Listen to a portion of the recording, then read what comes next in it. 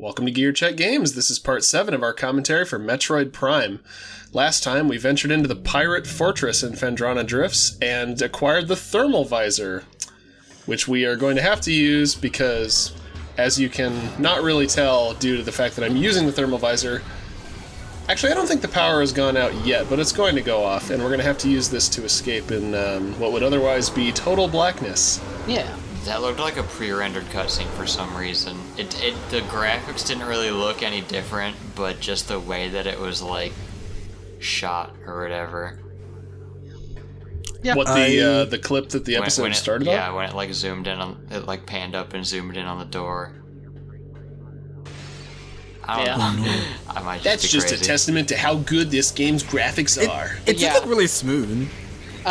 This part was, this is another one, another room, like the observatory room that we were just in not too long ago, that, like, I really enjoyed this as a kid, and, like, this room just kind of stuck with me, just kind of, like, the fact that it's just, like, okay, the Metroids are a threat again, kind of. They're here, which is a surprise, and, They're here. they are, and it's dark. Yes, unfortunately, you aren't showing off the fact that this room is like pitch black. You're fighting pitch black pirates. You're fighting the Metroids. They just kind of break the glass just ominously as you pass by. Yeah, on the note of the room being dark, I've just realized that I said something incredibly idiotic at the beginning of the episode because turns out I'm not good at talking over things and paying attention to a video at the same time. The lights are already out. That was literally the first thing that happened. Oops. Oh, and you gotta fight these stupid sentinels, God. Yeah. See, this is what it actually looks like when we gotta go over to the scan visor. Yeah, just entirely dark. And These are such an inconvenient enemy. It gets worse when they get cloaking. I bet Naked Snake wishes he had a thermal visor when he went through that cave in Selino Yarsk. Yeah. It was a pretty smart idea to make the platforms like glass in the starting room. Well, in several of these rooms, so that they like show up on the thermal visor. Yeah, they've got some kind of like fuel or energy inside them. Yeah. Yeah, I'm not sure if they are like hard light projections or whatever, or if it's just like glass. It's just glass. Doing energy. I also thought it was kind of a neat little devilish trick that the turrets don't show up on the thermal visor. Yeah. So you still kind of have to, like, it's not just like look at the orange bits. It's no, you still have to like pay attention to your senses and not get like shot from behind. I do It's also, like where are the bullets coming from? Use your eyes. Yeah, one thing that doesn't like also make a lot of sense is the fact that you can just like see the doors through walls now. But yeah, some gameplay contrivances are to be expected. Yeah, it's certainly not the worst, but it's just like it certainly will help you get through certain rooms that are otherwise going to be really hard to navigate with. Is that a layering problem? Yes. Oh, is it really? I believe so. Like I don't have accurate proof, but I do. It looks like a layering problem. Or maybe it was to like aid in navigation. I don't know. It could be. Without any sort of like developer commentary, there's not really a way for us to know. They should do that if they ever do a Prime trilogy. That would be a great like value add. Oh, yeah. I mean, they would never do that because like Nintendo for some reason is like uber secretive about like game development. But I'd eat it up. Oh yeah, absolutely. Now, as awesome of an idea, get, like in-game developer commentary, but it's from Gabe Newell, not anyone that was on the actual team. He's just doing what we're doing, just like shooting the breeze. For the record, Joe, like what that's in reference to is there is always, not always, but in a lot of the Source games, like Left 4 Dead, Half-Life 2, there are like in-game commentaries, and it always starts with, "Hi, I'm Gabe Newell. You can reach me at Gabe little Newell like nodes. I think I played through Portal with that turned on one time. Oh, yeah. Dude, it's an absolute joy. Okay, that would be fun. They even had it in like the console versions of the orange box and stuff. Nice. Yeah. So now, now that we talked about it a couple times, whenever you went through that like loading tunnel, I do vaguely remember the doors always being able to be seen with thermal visor from the GameCube. And it does make sense that it's a navigational aid, because rooms like the loading tunnel would be completely unnavigable when they're dark. Right. Yeah. Yeah, just, I always found the different, like, visors and, like, the added visibility they give you in, like, difficult environments like this to be, like, one of the coolest and most creative parts of, like, adapting Metroid into a 3D game. You know, the fact that they actually thought about the visor as, like, a gameplay element and not just as, like, a window through which you see the world is, like... Well, right. Some pretty, like, perceptive stuff. Well, especially but since... I think my favorite thing about the Thermal Visor in particular is the story behind why it's in the game. Because rather infamously, during the development of Metroid Prime at one point, if I've got my story straight, Shigeru Miyamoto came to visit Retro Studios, or to, like, view, like, the demo build of the game that they had, like, put together for him. And his like, constructive feedback to them was, and I think I'm quoting this right, what if Samus had the head of a bug? Which Retro then took as, what if Samus was able to see things imperceptible to the naked human eye? Well, I love that, though. That's one way to translate that. Input. Yeah. I mean, hey, it works, but, like, I love to think that Miyamoto was just like, that wasn't actually what I meant. He played the game and he's like, what is this crap? Why didn't they turn your head into a bug? Not into a bug's head. Her head is just a bug. Yeah, he's just playing through the game, anxiously waiting for the power-up that turns Samus's head into a bug. It's gotta be in there. I gave them specific they're all orders. Also, how'd you like that? Threading the needle between those bamboos. Nice. You're doing better than I do. So before we get hit too hit. far into this boss, spoilers. What boss? Yeah. One thing It's that just a pile of rocks. that wasn't noticed is, like, those pirates can also cloak and go invisible, which, you know, the Joe being in the Thermal Visor the majority of this episode was also a thing that wasn't necessarily present. Just yet another example of Metroid being like, hey, isn't this annoying? Here's a power-up that makes it not annoying.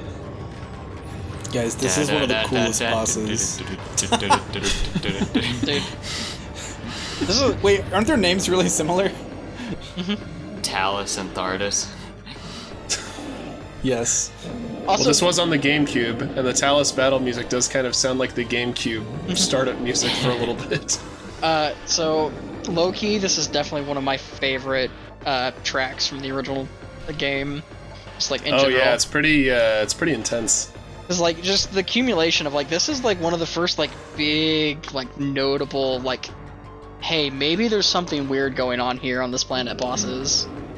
Well, I have to give Retro Studios credit, like, and I may be alone in this, but I feel like, you know, rock monsters certainly aren't, like, unique to Metroid Prime. I mean, I feel like that's kind of an understatement with how ubiquitous they are in, like, fantasy media, but, like, I feel like they did a good job of making Thardus into, like, a memorable design, even though he's just, like, a bunch of rocks. Right, because he's also really imposing. Because one of the things that, like, you know, and Metroid Prime certainly nailed it from the 2D games, scaling is extremely important in these games, and, like, this is the first boss where it's just, like, you know, just his size alone, and him being mobile, because, like, Flogro's about this size as well, but he was immobile. Like, Thardus is legitimately imposing. Like, he is, like, threatening. Like, there are a lot of things. Like, it's a, you know, feat of character design to make it that. Yeah. Now, the problem with Thardus is that when you're using the Thermal Visor to target his weak points, often you won't see that they're behind one of his, like, non-exposed rocks. And so you'll just end up shooting at nothing a lot of the time. Yeah. So I never like realized why it was the case when I was younger. Like why your Thermal Visor just stopped working at certain phases of the fight, because I didn't really understand how the Thermal Visor worked, I guess. But so is it just that when the phazon is exposed, it just like produces so much heat that it just overloads the visor? That's effectively it, because like, if you noticed, whenever when Thardus ran away from Joe's vision, it cleared up. Well, okay, here's my thing though. If it's generating a heat wave big enough to blind Samus's thermal visor, why is it not melting the snow? Unless it's just that cold here, I guess. Yeah, it's alien snow. Mm-hmm. I don't know. I've never claimed to be an expert on thermodynamics or anything. But Thardus is a pretty cool boss. That tracking on that super missile was pretty generous. Like, that's the best tracking I've ever seen. You have to be real close. Maybe this is what Kensuke Tanabe was talking about when he said, we kept casual players in mind when we were designing the Prime games. You know? You don't gotta aim at nothing. This is another one of those bosses that's a gauntlet on hard mode. Oh yeah. Oh, He's pretty rough. I actually have a story about that regarding the Bamboos, because, spoiler alert, when we leave, we'll have to go over a similar bridge with, like, those enemies, like, dropping bombs on it. So... Did you? The first time I made a serious attempt to beat this game on hard mode, I was nearly killed by Thardus. In fact, I'm pretty sure I survived the fight with 1 HP. And I was so hyped by the end of it. It's like, oh my god, I gotta get on Facebook and tell everybody about it. So I went into our group chat on Facebook and posted about it. And while I did, I didn't pause the game. And all of the health pickups that Thardus drops when killed disappeared. Oh no. So I had to navigate that bridge without taking any damage, and I miraculously managed to get to the save point. That reminds me, on my most recent playthrough, that door you used to get in here, that you had to use the super missile on, for some weird reason, I forgot I had picked up the super missiles, and I was like, wait, where do you get the super missiles? So I spent like 40 minutes wandering around Phendrana Drifts, looking for super missiles to open that door, after I'd already picked them up.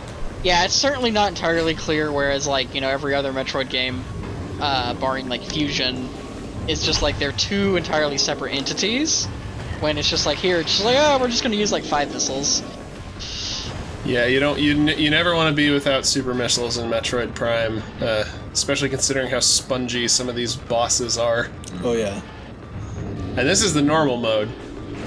Actually, have we talked yet about the way that Prime 3 and by proxy the trilogy changed, like the way the difficulty levels are denoted? No, we haven't. Okay, well, I guess I'll just cover it now. So, the original Metroid Prime and Prime 2 had 2 difficulty options, normal and hard mode. But Prime 3 and the trilogy have 3 difficulty options, normal, veteran, and hyper mode. But the difference is that the difficulty options in Prime 3 and beyond are a lie. At least in the case of Prime 1 and 2, because normal mode in those games is actually veteran mode in the trilogy, and the new normal mode is actually an easy mode. Which, I understand why they name it that way, and I think it makes sense, but it's also like, if you're a fan of the old games, like coming over to the new one, and you don't know that, and you want to play on normal, that's unfortunate. It can be pretty annoying. So one thing that I do also kind of want to point out is, Thardus's charging sound is, like, incredibly similar to your own, for that really big AoE attack he did as he was going into his final phase. Just kind of, I just kind of like that little design where it's just like, okay, well, this sounds like charging, so he must be charging something. He ate your missiles. Oh yeah, here we get something that Metroid is not commonly known for: slapstick comedy. Dude, it works though. Yeah. Aww. Nice little way to relieve some tension after a fight like that. You went into his house. God, that was so lame. I mean, could you guys hear a sound? I didn't hear a sound. No, have you scanned those yet? I just said bonk. And yes, he's scanned both the triple missile pickup and gold energy. So, I really like the design of the spider ball. Like, it looks so cool. It looks like a toy. Yeah, it looks like a yo-yo, but like it looks incredibly cool. I always thought the spider ball. Go ahead, Trey. I was gonna say I always thought the sides looked like they were like made out of like squishy stuff, and I always wanted to squish it. It's like a stress ball. Yeah. Nintendo, you're missing out on a golden merchandising opportunity here. Right? Make it happen. But yeah, I think I feel like the spider ball kind of came into its own in the Prime series because it was introduced in Metroid 2 originally, and this was the first game that it reappeared in. But I feel like, as with a lot of things in Prime, at least in terms of the way it's presented, it really benefited from being in 3D, by just allowing you to, or allowing the level designers to just present you with these awesome. Not quite throwing the needle there. No, not this time. Yeah, if this was hard mode, I would have died there. But Taking a peek at the door you can't quite get through yet. I feel like most of the actual gameplay with the spider ball in this game is down to like little timing challenges. But really the purpose I think it serves is to highlight just the intricate like art of this game and how detailed the level design is. Because when you're on the spider ball rails, the camera is kind of free to just like frame the environment however it wants, provided you can still like tell what you're doing. And they do a really great job, especially in Prime 2 and 3, I think, with that. Dude, 2 goes ham with the spider ball stuff. Yeah, they even had it in the multiplayer maps. Oh, did they really? Yeah. God. It was really awkward, but really nice. Prime 2 multiplayer in a nutshell. Anyway, see you next time. We're going back to Magmore Caverns. What a concept. All right, buddy. We.